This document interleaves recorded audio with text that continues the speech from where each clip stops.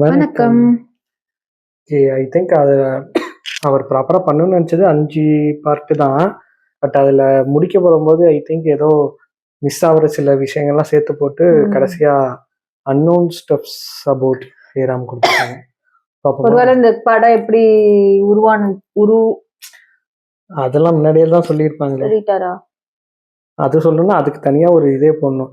I think unknown ஸ்டஃப்னா அதுல miss ஆவுற தெரியாத சில விஷயங்கள அதுல இருக்கத அப்படியே தமிழ்ல டிரான்ஸ்லேட் பண்ணி சொல்றீங்களா அன்னோன் நீங்க? தெரியாத ஸ்டஃப் எல்லாத்தையும் சொல்றது. யாரா நீ? கையளவு இதய மும்மதில் கடலளவு ஈரமும் கொண்ட சமகால சகவாசிகளுக்கு வணக்கம். ஹேராம் படத்தை பத்தின சீரியஸ்ல இது 6வது எபிசோடுங்க. அண்ட் இதுதான் கடைசி எபிசோடும் கூட. படத்தோட அனாலிசிஸ், ஹிடன் டீடைல்ஸ், அதுக்கு பின்னாடி இருக்க ஹிஸ்டாரிக்கல் ஈவெண்ட்ஸ்னு பல விஷயங்களை லாஸ்ட் 5 எபிசோட்ஸ்ல பார்த்துட்டோம். அது பார்க்காதவங்க அதோட லிங்க் டிஸ்கிரிப்ஷன்ல கொடுத்திருக்கேன், அதையும் பாருங்க. அந்த எபிசோட்ஸ்லயே நிறைய சொல்லிட்டேன், அதுல சொல்லாத சிலதை இதுல பார்ப்போங்க. ஹேராம் படத்துக்கு ஃபர்ஸ்ட் சத்திய சோதனை தாங்க டைட்டில் வச்சிருந்தாங்க. சத்திய சோதனை காந்திஜி பயோகிராஃபியோட தமிழ் வெர்ஷனோட டைட்டிலுங்க. அண்ட் இந்த படத்தோட டேக்லைன் அன் எக்ஸ்பெரிமெண்ட் வித் ட்ரூத்னு படிச்சங்க. ரொம்ப இன்ட்ரெஸ்டிங்கா இருந்துச்சு அந்த வரி. படத்துலயுமே உண்மையில கற்பனை கலந்து நிறைய எக்ஸ்பெரிமெண்ட் பண்ணியிருக்காங்கன்னு தாங்க சொல்லலாம். அண்ட் எக்ஸ்பெரிமெண்ட் வித் ட்ரூத்தோட எக்ஸாக்ட் தமிழ் டிரான்ஸ்லேஷனுக்கும் சத்தியத்துடன் சோதனை தாங்க அர்த்தம். ஹேராம் கடைசியா எடிட் பண்ணி பார்த்தது 6 hours கிட்ட வந்திருக்காங்க. கமல் சார் கஷ்டப்பட்டு கொஞ்சம் கொஞ்சமா ட்ரிம் பண்ணிட்டு இருந்தாரு. அப்போ சென்சார் போர்டு உங்களுக்கு ஏன் சார் இவ்வளவு கஷ்டம்னு சொல்லிட்டு அவங்க இஷ்டத்துக்கு அவங்க சில சீன்ஸை வெட்டி வீச கடைசியா 3 hours 30 minutes ஆக்குனாங்க. ஹேராம் படம் சரியா போகல, ஃபிளாப்னு தான் நிறைய பேர் நினைச்சோம். நானும் அப்படிதான் நினைச்சேன். But Kamal sir சத்தியம்ல Hey Ram screening பண்ணப்போ ராஜ்கமல் ஃபிலிம்ஸ்ல ரிலீஸ்க்கு முன்னாடியே லாபம் பார்த்த படங்கள் 2 தான். ஒன்னு சதிலீலாவதி, இன்னொன்னு ஹேராம்னு சொன்னாரு. ஸோ படம் ப்ரொடியூசர் கமல்ஹாசனுக்கு லாஸ் கிடையாதுங்க, பட் டேரக்டர் கமல் சாருக்கு மிகப்பெரிய லாஸ். ஏன்னா நிறைய விஷயங்களை மக்களுக்கு இந்த படம் மூலியமா கொண்டு போய் சேர்க்கணும்னு நினைச்சாரு. பட் அது மக்களுக்கு சரியா போய் சேரலையான்னு அந்த மனுஷன் ரொம்ப கவலைப்பட்டிருப்பாருங்க. அந்த டைம்ல யாருக்கும் இதுல இருக்க குறியீடுகள் தெரியலன்னு ஃபீல் பண்ணிட்டு ஒரு சில பத்திரிகைகளாச்சும் கொஞ்சம் விஷயங்களை நோட் பண்ணி சொல்லிட்டு சந்தோஷப்பட்டுக்க வேண்டியதான் போயிட்டாரு. அண்ட் இந்த படத்துலங்க லீட் ஆக்டர்ஸ் எல்லாருமே அவங்கவுங்க ரியல் லைஃப்ல என்ன ஜாதி மதமோ அதை தான் நடிச்சிருப்பாங்க. அது ஏன்னு கமல் சார்ட்ட கேட்டதுக்கு இந்த கதைக்கு எவ்வளவுக்கு எவ்வளவு உண்மையா இருக்கணுமோ அவ்வளோக்கு அவ்வளோ உண்மையா இருக்கணும்னு தான் அதை பண்ணதா சொல்லுவாரு. கமல் சார் ஜாதி மதங்களுக்கு அப்பாற்பட்டவராக இருந்தாலும் பை பர்த் அவர் ஐயங்கார். ஸோ இந்த படத்துல கமல் சார் உட்பட வசுந்தரா தாஸ், ஹேமா மாலினி, வாலி சார், சாகித் ராம் பையனா வர சந்திரஹாசன் எல்லாருமே அதே கேஸ்ட் அண்ட் ரிலீஜனை சேர்ந்தவங்க தான். சாகித் ராம் பெங்காலி கல்தன் செல்லமா கூப்பிடுற அவரோட அப்பர்ணாவா நடிச்ச ராணி முகர்ஜியும் பெங்காலி பொண்ணு தான். அந்தந்த பகுதி மக்கள் அந்தந்த மொழியிலே பேசுற தனித்தன்மை கொண்ட முதல் படம் இதுதான் சொல்றாங்க. அண்ட் அஃப்கோர்ஸ் ஷாருக் ஜி அந்த மனுஷனையும் சும்மா ஸ்டார் வேல்யூக்காக எல்லாம் போடலங்க கமல் சார். இந்த ரோலுக்கு ஒரு பட்டானியா வம்சத்தை சார்ந்த ஒரு முஸ்லீம் தான் வேணும்னு நினைச்சாரு. ஷாருக் கானும் ஒரு பட்டானா இருந்ததுனால தான் அவரை செலக்ட் பண்ணாரு. அண்ட் பட்டானோட ஸ்லாங் பேசும்போது வரணும்னு கமல் சார் ஷாருக் கானுக்கு ஹிந்தி பேசும்போது பட்டானிய சொற்களை கலந்து பேச ட்ரைனிங் கொடுத்தாரு. அண்ட் ஷாருக் கான் அந்த மனுஷங்க இந்த படத்துல ஒரு பைசா கூட சம்பளமா வாங்கல. ஒரே ஒரு வாட்ச் மட்டும் தாங்க கமல் சார் கிஃப்ட் பண்ணிருக்காரு. படத்தோட பட்ஜெட் எகிரிட்டே போக ஷாருக் கான் சம்பளத்தை பத்தி எப்பெல்லாம் கமல் சார் பேச்சு எடுத்தாலும் பாத்துக்கலாம் கமல்ஜின்னு சொல்லிட்டு பேச்ச மாத்திடுவாராம். ரீசெண்டாங்க ஒரு ஹிந்தி சேனலுக்கு கமல் சார் இன்டர்வியூ கொடுக்கும்போது நிறைய பேர் சம்பளம் எல்லாம் பெரிய விஷயம் இல்ல, உங்க கூட நடிச்சா போதும் சார்னு சொல்லுவாங்க. பட் அதை நிஜமாவே செஞ்சு காமிச்சது ஷாருக் கான் தான் ரொம்ப நெகிழ்வோட சொல்லியிருந்தாரு. அண்ட் கொஞ்சம் மாசங்களுக்கு முன்னாடி ஹேராமோட ஹிந்தி ரீமேக் ரைட்ஸ் ஷாருக் கான் கேட்டிருக்காரு. அப்போ கமல் சார் அந்த மனுஷன் எவ்வளவு கேட்டாலும் கொடுத்துருன்ற மாதிரி சொல்லியிருக்காருங்க. ஹேராம கூடிய சீக்கிரம் ஹிந்தியில ரீமேக் பண்ண நிறைய வாய்ப்புகள் இருக்கு. அதுல ஷாருக் ஜி அம்ஜத் தான் நடிக்க போறாரா இல்ல சாகித் ராமன் நடிக்க போறாரா, otherwise Amjad Khan point of வியூல இருந்து கதை நகருமா, இந்த மாதிரி நிறைய கேள்விகள் இருக்கு. பாப்போங்க என்ன நடக்குதுன்னு. படத்துல நடிச்ச மைத்திலி கேரக்டருக்கு ஃபர்ஸ்ட் ஹேமா மாலினியோட சொந்த மகளான இஷோடியோல தான் கேட்டிருக்காங்க. பட் அவங்க அதை சில காரணங்களுக்காக மறுத்துட்டாங்க. எல்லா முக்கிய கதாபாத்திரமும் அவங்கவுங்க சொந்த ரிலீஜனா தான் நடிச்சிருப்பாங்க. பட் ஒரு கேரக்டர் மட்டும் வேற ரிலீஜன்ல இருந்து நடிச்சிருப்பாங்க. அது மகாத்மா காந்தியா நடிச்சிருந்த நசுருதீன் ஷா. சம பெர்ஃபார்மன்ஸ்க்கு அவர் இப்போ காந்தினாலே எனக்கு அவர் முகம் தான் மைண்ட்ல ஓடுது. அது ஏன் அவர் மட்டும் வேற ரிலீஜன்லனா காந்தியா நடிக்க நிறைய பேரை தேடினாங்க. கடைசியா ஒரு ஐடியா வந்துச்சு கமல் சார் இருக்கும். அது என்னன்னா காந்தி அவர்களோட கொலைக்கு காரணம் அவர் முஸ்லீம் பக்கம் சாஞ்சதுனால வந்து வெறுப்பு தான்றதுனால அந்த கேரக்டருக்கு ஒரு முஸ்லீமே கேஸ்ட் பண்ணலாம்னு யோசிச்சாங்க. அண்ட் நசருதீன் ஷா ஹிந்தி வெர்ஷன்ல காந்தியோட தாய்மொழியான குஜராத்தி ஸ்லாங்லயே பேசியிருக்காராமா. இது வரைக்கும் காந்தியோட குஜராத்தி ஸ்லாங் வரைக்கும் பிடிச்சி நடிச்ச ஒரே ஆக்டர் நசருதீன் ஷா மட்டும் தான் படிச்சாங்க. படத்தோட இங்கிலீஷ் வெர்ஷன் 2004ல ரிலீஸ் பண்ணலாம்னு நினைச்சாங்க. Confession of an assassin title கூட அனௌன்ஸ் பண்ணாங்க. ஆனா ரிலீஸ் ஆகலங்க. எல்லாரும் ஃபர்ஸ்ட் பிரிண்ட் தான் செக் பண்ணுவாங்க. பட் கமல் சார் ராத்திரி பகல ஸ்டுடியோலயே உட்காந்து எல்லா பிரிண்டையும் செக் பண்ணாரு. அப்படி ஒரு நாள் ஸ்டுடியோல கமல் சார் இருந்தப்போ பாம்பே டானோட அடியாட்கள் ஒரு 10 பேர் கமல் சாரை பார்த்துட்டு தான் போவோன்னு ஸ்டுடியோக்கு வெளியிலேயே வெயிட் பண்ணிட்டு இருந்தாங்க. அப்புறம் அவங்களை உள்ள கூப்பிட்டு என்னன்னு கேட்டா திருப்பதிக்கு சாமி கும்பிட வந்தோம், அப்படியே உங்களை பார்த்துட்டு போலான்னு வந்தோம்னு சொல்லி நீங்க அடுத்து நடிக்கிற படம் காந்தியை கொல்ற மாதிரி தானே கேட்டிருக்காங்க. அதுக்கு கமல் சார் காந்தியை கொல்ல முயற்சி பண்ற மாதிரின்னு சொல்லியிருக்காரு. அப்ப ரொம்ப சந்தோஷங்கன்னு சொல்லிட்டு வந்தவங்க போயிட்டாங்க. கமல் சார் காந்தியை கொல்றவரா வரதை கேட்டு சந்தோஷம் அடைஞ்சவங்க அவர் கடைசியில மனசு மாதிரி திரும்பி போறதை அக்செப்ட் பண்ணிக்க முடியாம பிரச்சனை பண்ணிடுவாங்களோன்னு மும்பைல வச்ச செலிபிரிட்டிஸ்க்கான பிரீமியர் ஷோ கூட கேன்சல் பண்ணிட்டாருங்க. ஒருவேளை மும்பைல அந்த பிரீமியர் ஆனிமே ஷோ நடந்திருந்தா நிறைய பெரிய மனுஷங்க டாக்ஸ்னால இந்த படம் ஹிந்தியில பெருசா போயிருக்க வாய்ப்பு இருக்கு. அண்ணுங்க அபியங்கர் ரோல்ல ஆனா அந்த அளவுக்கு பிரச்சனையே மோகன் கோகலேன்னு ஒரு பண்ணிருப்பாங்க. மராத்தி ஆக்டர் தாங்க. 90% சீன்ஸை மோகன் கோகலே வச்சு எடுத்துட்டாங்க. பட் அவர் ஹார்ட் அட்டாக்னால இறந்துட்டாங்க. ஏன் காட்சியும் இதையும் பலவீனமான தெரியல. ப்ரொடியூசரா இருந்தா அவருக்கும் ஹார்ட் அட்டாக் வந்து தொணப்பணமா போய் சேர்ந்திருப்பாரு. பட் ப்ரொடியூசர் ஆண்டவராச்சே எல்லா சீன்ஸையும் அதுல் குல்கர்னின்னு ஒரு மராத்தி ஆக்டரை வச்சு ரீஷூட் பண்ணாங்க. அவரு படத்துலயும் மராத்தியால தாங்க நடிச்சிருப்பாரு. தரமான பெர்ஃபார்மன்ஸுங்க அந்த மனுஷனுக்கு. அவருக்கு இந்த படத்துல பெஸ்ட் சப்போர்ட்டிங் ஆக்டருக்கு செம்ம. நேஷனல் அவார்ட் கூட கிடைச்சது. கமல் சார் கோட்சேவா நடிக்கிறாங்கன்ற ஃபேக் நியூஸ் கேட்டுட்டு காந்தி அவர்களோட கொள்ளு பேரன் துஷார் காந்தி கமல் சாரை மீட் பண்ணி ப்ளீஸ் இந்த படம் பண்ணாதீங்க, அதனால பாபுஜியை கொலை பண்ணவன் மேல மக்களுக்கு சிம்பத்தி கிரியேட் ஆகலாம்னு சொல்லி எனக்கு ஒரு 5 மணி நேரம் டைம் கொடுங்க, நான் பாபுஜியை பத்தின நெகிழ்ச்சியான விஷயங்களை சொல்றேன், அதுக்கப்புறம் நீங்களே இந்த படத்தை எடுக்க மாட்டீங்கன்னு சொல்லியிருக்காரு. அதுக்கு கமல் சார் நீங்க ஏதோ தப்பா புரிஞ்சுட்டு பேசுறீங்க, எனக்கு ஒரு 1 hour டைம் கொடுங்க, நான் இந்த படத்தை பத்தியும் இது ஏன் அவ்வளோ அவசியமான படம்னு சொல்றேன்னு சொன்னாரு. கமல் சார் சொன்னதை கேட்டுட்டு காம்ப்ரமைஸ் ஆன துஷார் காந்தி படத்துலயுமே காந்தியோட கொள்ளு பேர்னா கிளைமேக்ஸ் சீன்ல நடிச்சிருப்பாரு. அண்ட் படத்துல உடம்பு சரியில்லாத காந்திஜியை 4 பேர் சேர்ந்து தூக்கிட்டு வருவாங்க. அவருக்கு ஏன் உடம்பு சரியில்லாம போயிருக்குன்னு காட்ட மாட்டாங்க. 2 நாளைக்கு முன்னாடி உண்ணாவிரதம் இருந்ததுனால தான் அவருக்கு அங்க உடம்பு சரியில்லாம போயிருக்கும். அந்த சீனை சொல்லிருக்கலாமே. தமிழ்லயே அதிகமா சிம்பனிக் ஆர்கெஸ்ட்ரால Censor. பேக்ரவுண்ட் ஸ்கோர் பண்ணது ஹேராம்க்கு தாங்க. அண்ட் காந்திஜியா நடிச்ச நசுருதீன் ஷாக்கு வயசான சாகித் ராம், மைத்திலி அண்ட் அம்ஜத் வைஃப் நஃபீஸான்னு இந்த படத்துல இது 4 மேக்கப் பேருக்கு சூப்பரா இருக்குல்ல? மேக்கப் போட்டிருக்காங்க. பொதுவா கமல் சாருக்கு டிஸ்கஷன் நல்லா பண்ற பழக்கமே ம். இல்லைங்க. அண்ட் ஸ்கிரிப்ட் ஃபுல்லாவே இங்கிலீஷ்ல தான் எழுதியிருக்காரு. இதுதான் தமிழ் படங்கள்லயே இங்கிலீஷ்லயே முழு ஸ்கிரிப்டும் எழுதப்பட்ட முதல் படம்னு நினைக்கிறேங்க. அண்ட் அந்த டைம்லங்க இன்டர்நெட்ல இப்போ இருக்க அளவுக்கு அவ்வளோ இன்ஃபர்மேஷன்ஸ்லாம் இருக்காது. ஸோ படிச்சு கேட்டு தாங்க தெரிஞ்சுக்கணும். ஸோ இந்த ஸ்கிரிப்ட் முடிக்க 10க்கு மேல புக்ஸ் படிச்சிருக்காரு. 30 ஆட்களுக்கு மேல சந்திச்சிருக்காங்க. அப்படி சந்திச்சதுல ஒருத்தவங்க தான் மோகினி மாத்தூர். இந்த படத்துல அம்ஜதோட அம்மாவா வருவாங்க. அவங்க காந்தி கொலையை நேர்ல பார்த்தவங்க. அண்ட் அந்த டைம்ல இவங்க காந்தி பிர்லா ஹவுஸ்க்கு அடிக்கடி பிரார்த்தனைக்கு போனதுனால அங்க நடந்த பல விஷயங்களை இவங்க மூலியமா தான் கமல் சார் தெரிஞ்சுக்கிட்டாரு. காந்திஜியை கொன்ன நாத்ராம் கோட்சேயோட மனநிலையை தெரிஞ்சுக்கிறதுக்காக காந்தி அவர்களை கொன்னப்போ கோட்சே எங்க தங்கியிருந்தாரோ அங்கேயே கமல் சாரும் தங்கியிருந்ததா படிச்சாங்க. அண்ட் இந்த சீன்ல வர மந்திரம் ஒரு பெரிய துறவியோட குரல்ல பேச வைக்க கேட்டாங்க. பட் ஒரு நார்த்திகருக்கு நான் குரல் கொடுக்க விரும்பலன்னு அவர் சொல்லிட்டாரு. தென் கமல் சாரே அதை பண்ணியிருப்பாருங்க. உண்மையா அந்த துறவிக்கு தாங்க தேங்க்ஸ் சொல்லணும். பிகாஸ் கமல் சார் நரேஷன்ல பிரிச்சு எடுத்துருப்பாரு அந்த சீன்ல. அண்ட் கமல் சாரோட ஃபேமிலியில நிறைய பேர் இந்த படத்துல ஒர்க் பண்ணிருக்காங்க. கமல் சார் வைஃப் சாரிகா தான் காஸ்டியூம் டிசைன் பண்ணாங்க. அண்ட் அவங்களுக்கும் ஹேராம்க்கு நேஷனல் அவார்ட் கிடைச்சதுங்க. தென் ஸ்ருதி ஹாசன் ஸ்கிரீன்ல அப்பியர் ஆன முதல் படம் இதுதாங்க. சர்தார் வல்லபாய் பட்டேலோட பொண்ணா நடிச்சிருப்பாங்க.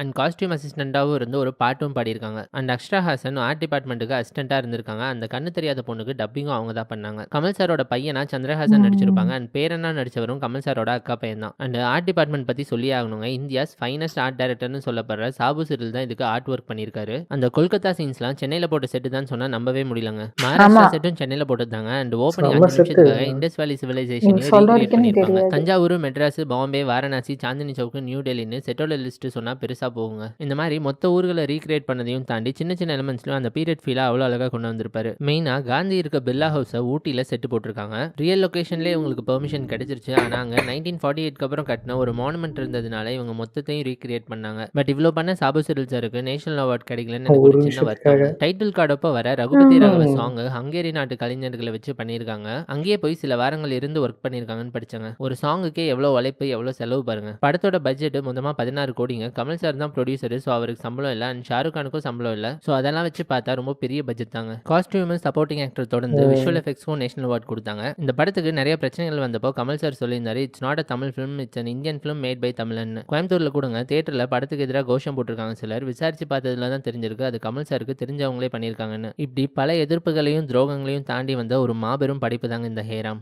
இந்த படத்துல சொல்லியிருக்க எத்தனையோ விஷயங்கள் இன்னைக்கும் ரிலேட் பண்ணிக்க முடியுது. ஆனா கமல் சார் அதுக்கு முன்னாடியே சொன்னேன்னு பெருமைப்படாம இன்னும் சொல்ல வேண்டியதா இருக்குன்னு கவலைப்படுறாரு. அண்ட் இந்த ஹேராம் படத்தோட அனாலிசிஸ் சீரிஸோட எண்டுக்கு வந்துட்டோங்க. ஹேராம்ன்ற ஒரே ஒரு படத்துக்காக 6 வீடியோ போட்டு உங்க டைமை கொஞ்சம் எக்ஸ்ட்ரா எடுத்ததுக்கு ஃபர்ஸ்ட் மன்னிப்பு கேட்டுக்கிறேன். ஆனா நான் ஆரம்பிக்கும் போது 1-2 வீடியோ தான் வரும்னு நினைச்சேங்க. பட் தோண்ட புதையல் மாதிரி அவ்வளோ விஷயங்கள் கிடைச்சது. எல்லாத்தையும் நல்ல விதமா உங்ககிட்ட ஒரு பெரிய பொறுப்பெடுத்து அதை சரியா செஞ்சு முடிச்சிட்டேன்னு நினைக்கிறேன். நல்லதோ கெட்டதோ உங்க கருத்துக்களை கமெண்ட்ல சொல்லுங்க. Signing off Hariprasad and Indian from India. நன்றி.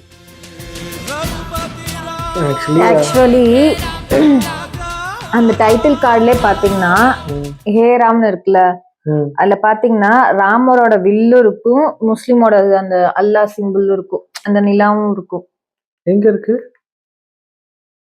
ராமரோட சிம்பிள் இருக்கா? ஆமா. ராம் முடியுதுல, இந்த இம்ல பாத்தீங்கன்னா நிலா மாதிரிதான் வச்சிருப்பாரு. அப்படியா? வில்லு இருக்கும். அது இதுலயே சொல்லியிருப்பாங்க. இந்த வில்லோட இது வந்து இவரோட மீசையும் குறிக்கிறதுக்காக பண்ணாங்க முஸ்டாச்சுக்கும். ஆனா இது வந்து இப்ப நான் நோட் பண்ணது அந்த இம்மு வந்து பாத்தீங்கன்னா நிலா வந்து இப்படி இருக்காம ஆப்போசிட் டைரக்ஷனா நிலா மாதிரி இருக்கும். அந்த இந்த மூன் ஆஃப் மூன் இதுல இருக்கும். ஆனா உண்மையை சொல்லமா இவ சொன்ன மாதிரி இதுதான் ஆக்சுவல் பேன் இந்தியா மூவி. இப்பயும் தான் எடுக்கிறாங்க பேன் இந்தியா மூவி எடுத்து. அதுவும் என்னன்னா எல்லாத்தையுமே அவங்கவுங்க லாங்குவேஜ்லயே நடிக்க வைக்கிறதுக்கான ஒரு ஸ்டோரி எழுதியிருக்காரு பாருங்க. அது அந்த கேரக்டர் வைஸ் எனக்கு என்னன்னா, அதாவது ஒரு இவ்வளவு சூப்பரா ஒரு கதையை ரெடி பண்ணிட்டு அதுக்கு வந்து ஆர்டிஸ்ட் கிடைக்கிறதே பெரிய விஷயம். நல்லா அதுல எனக்கு இந்த கேஸ்ட் இந்த ரிலிஜன் உள்ள ஆர்டிஸ்ட், ஆனா இதுக்கும் செட் ஆகணும், பாக்குறதுக்கும் அதுல ஒரிஜினல்லா இருந்த ஒரு பர்சன் மாதிரி இருக்கணும், எவ்வளவு விஷயம் மேட்ச் ஆகணும், எல்லாம் கூடி வரணும்னா வெயிட் பண்ணனா. அதுவும் அவங்க சொன்ன மாதிரி இன்டர்நெட் இல்லாதப்பே அவர் அவ்வளவு எஃபர்ட் போட்டிருக்காருன்னா இப்பனா ரொம்ப ஈஸியா கூட இன்ஃபோ கிடைச்சிருக்கும். போனை போட்டு தட்டி வாங்கி உட்கார்ந்த இடத்துல தேடி எடுத்து உண்மையா சொல்ல போனா அப்ப இருந்ததுக்கு இப்ப இருக்க டைரக்டர்ஸ்க்கு ஈஸி தான் இன்ஃபோ கேதர் பண்றதுக்கு ஈஸி. உண்மையா சொல்ல போனா அதான் ஒரு எப்படி சொல்றது, என்ன கேட்டா இன்னுமே அவர் அதிகமா படிச்சிருக்கணும். இவர் வந்து கம்மியா சொல்றாரு, புக்ஸ் நம்பர்ஸும் கம்மியா சொல்ற மாதிரி அது கண்டிப்பா வாய்ப்பு இல்ல. அவர் தெரிஞ்சது பட் அது வெளியில தெரியாம நிறைய பண்ணிருப்பாரு. மேபி இதுலயே இன்னும் இன்டர்ன் டீடைல்ஸ் இருக்கலாம், அவர் அங்க அந்த இது பண்ணாம இருக்கலாம். இப்ப இத பார்த்தாலுமே வந்து கமல் சார் இந்த வீடியோ பார்த்தாலும் சாட்டிஸ்ஃபை ஆவாரான்னு தெரியல. இது ஆனா ஆவாரு, ஏன்னா இந்த அளவுக்கு கொஞ்சமாவது எஃபோர்ட் போட்டு அது போட்டிருக்காங்க, அது இத்தனை பேர் பாக்குறாங்கன்னும் போதே அவருக்கு ஒரு இது இருக்கும். பட் எனக்கு என்னன்னா இதை நம்ம போட்டதே நிறைய பேர் பார்க்க மாட்டாங்க.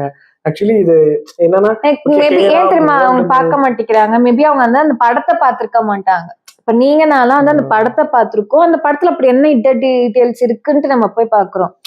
அவங்க எல்லாம் வந்து அந்த படமே பார்த்திருக்க மாட்டாங்க, பார்க்காதவங்க. இல்ல நான் என்ன சொல்றேன்னா, இதை நீங்க பார்த்தாலே உங்களுக்கு ஆட்டோமேட்டிக்கா அது அந்த ஈகர்னஸ் வந்துரும். அது மிஸ் பண்றாங்க. ஆக்சுவலி அதை சொல்லணும், டோன்ட் மிஸ் அப்படின்னு. அவர் ஆனா ஒரு இதுல சொல்லுவார், விரும்பாண்டி படத்துல வந்து அந்த நேமுக்கு மூவி நேம் வைக்கிறதுக்கு வந்து நிறைய யோசிச்சு பார்த்துட்டு கடைசியா தான் அந்த விரும்பாண்டின்னு ஒரு சண்டியர் தான் வைக்கணும்னு ஆசைப்பட்டு வச்சாரு. சண்டியர் முரட்டுக்கால இல்ல சண்டியர் தான் ஆக்சுவல் டைட்டில் வச்சது. ஆனா அந்த டைட்டில் வைக்க கூடாதுன்னு சொல்லி அந்த ப்ராப்ளம் பண்ணனால அதுக்காக அதான் சொல்லி இதுலயுமே வேற பேர் வச்சிருக்காங்க. ஆனா கடைசியா ஆனா அந்த பேர் வந்து கரெக்டா அந்த படத்துக்கு சூட் ஆகுதுன்ற நான். இதுவுமே ஏறாம அப்படிதான், விரும்பாண்டியும் அப்படிதான், அந்த கேரக்டருக்கு அந்த டைட்டில் வந்து சூட் ஆகும். நம்ம விஸ்வரூபமும் அது மாதிரிதான் எனக்கு பிடிக்கும். அந்த கேரக்டருக்கு ஏத்த ஒரு தசாவதாரம், அது ஒரு அந்த படமே அதுல வந்து ஜஸ்டிஃபை பண்ணுன்ற அப்படிதான் இருக்கும். ஆக்சுவலி நல்ல ஒரு திருப்தியான ஒரு மினி சீரிஸ் முடிச்ச ஒரு ஃபீல். ஆமா, ஆனா அது கண்டிப்பா இவர் சொன்னதெல்லாம் வச்சு திரும்பி ஒரு நாள் உட்காந்து பொறுமையா அந்த மூவிய பாக்கணும். ஒவ்வொரு எப்படி சொல்றது, என்ன சொல்லுவாங்க அது, வசனம், ஒவ்வொரு வசனத்தையுமே நோட் பண்ண அவர் ஏறுத வேர்டு சொல்லியிருக்காரு. ஆனா அதான் சொல்றேன், இப்ப வர லியோ கோட் அதுக்கெல்லாம் வந்து உட்கார்ந்து இது பண்றாங்க, டீகோட் பண்றாங்க பண்ணுங்கப்பா அப்படிங்கிற மாதிரி. இன்னைக்கு ஆக்சுவலா அப்படிதான் இருக்கு. அதுவும் ஓகே, அது டீகோட் பண்றாங்க, அது பிடிச்சிருக்கு. இதுக்கே பண்ண மாட்டேங்கிறாங்க, எஃபோர்ட் போட மாட்டேங்கிறாங்க. அந்த அளவுக்கு யோசிக்கணும்ல, அதான மேட்ரு. தெரியல அது.